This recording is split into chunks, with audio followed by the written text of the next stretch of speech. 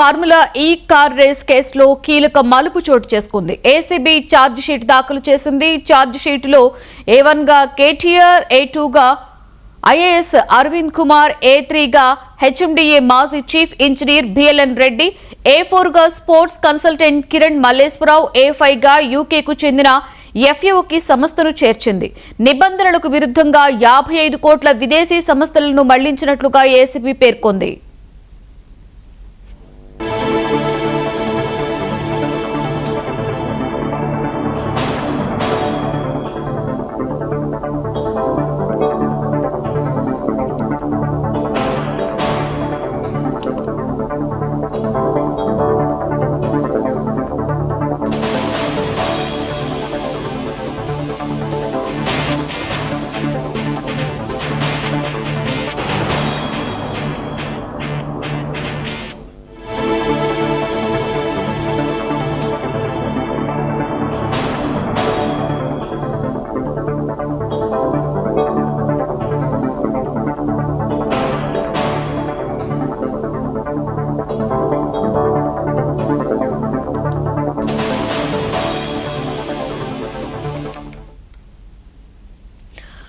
Formula ఈ car race కేసులో కీలక మలుపు చోటు చేసుకుంది. ఏసీబీ ఛార్జ్ షీట్ దాఖలు చేసింది.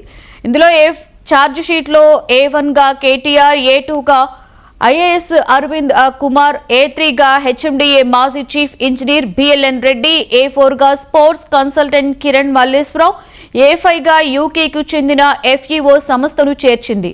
నిబంధనలకు విరుద్ధంగా 55 కోట్లు విదేశీ సంస్థలకు మళ్లించినట్లుగా ఏసీబీ పేర్కొంది.